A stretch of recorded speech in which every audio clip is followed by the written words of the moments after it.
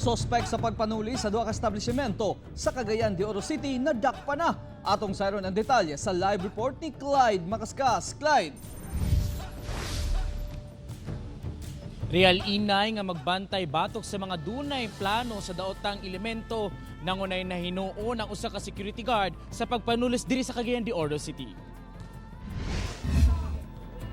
Tungod sa sumbong nga dunay usa ka lalaki ang nagbitbit og armas, nadakpan sa kapulisan ang sospek sa pagpang-hold up sa usa ka spa sa JR Burr Street sa Cagayan de Oro City dili pa lang dugay. Naila ang sospek tungod sa suot niining sinina ug sa samad dinunggaban sa likod nga naangkon ini dihang gitulis ang spa. Nasaksak po siya ng manager ng Orometa.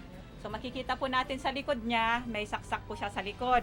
Na-record pa sa CCTV camera ang pagpanutok ni inig baril ngadto sa spa manager. Nalaning kalit og sulod ito, nag-declare og hold up. So, dayon bisag dalan ako siya nga makuha niya yung gusto pero nangita lang kog chimpo nga mailog na ko yung pusil.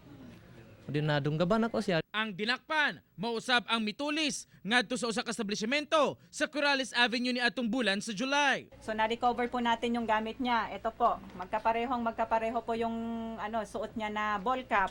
And then, etong suot niya, ito din po yung suot niya sa Urban Pad. Nasirang usa ka active security guard ang suspect nga nailang si Romnick Pasayon. Duha ka baril ang na-recover sa suspect. Nakailang ka na? Dalawa lang ma'am. Ha? Dalawa. Tapos pag minidya ka at darating yung mga ibang suspect, sasabihin mo pangatlo.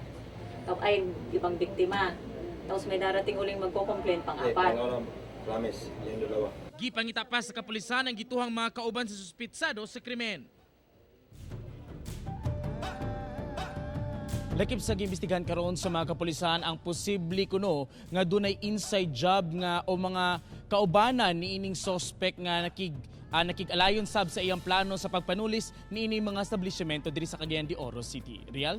Okay, dagang salamat Clyde Macascas.